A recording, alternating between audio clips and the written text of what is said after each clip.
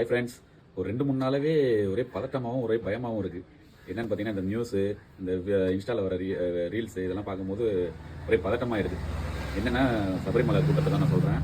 ஆக்சுவலாக இவ்வளோ கூட்டம் வந்து எல்லாருமே வந்து பார்த்ததில்லன்றீங்க. நான் ஆல்ரெடி ஒரு வருஷம் நான் பார்த்துருக்கேன். அன்றைக்கி வந்து நாங்கள் மலையில் மிட் ஆஃப் த மலையில் நிற்கிறோம். சூரிய கிரகணம்னு கூட்டம் அப்படியே தள்ளுறாங்க. என் கண்ணு முன்னாடியே நிறைய பேர் மயங்குறாங்க. நாங்கள் ரிட்டர்ன் வந்துட்டோம். பாதி மலை ஏறி நாங்கள் சபரிபீடத்துலேருந்து நாங்கள் ரிட்டர்ன் வந்தோம்.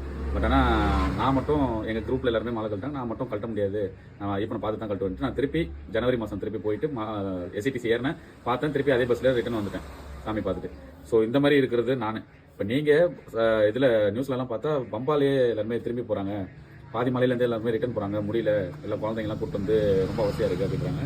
ஸோ அதனால் இதை வந்து நம்ம மாற்றவும் முடியாது, எதுவும் பண்ணவும் முடியாது.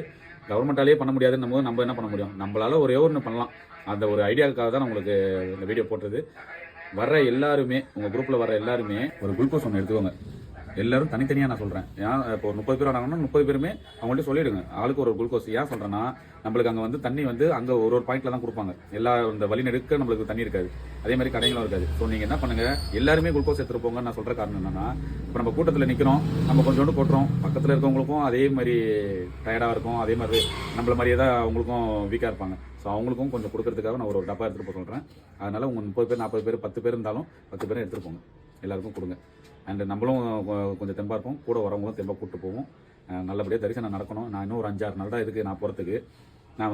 நான் போகும்போது 26ஆம் தேதி கிளம்புறோம், 27ஆம் தேதி அங்கே போவோம்.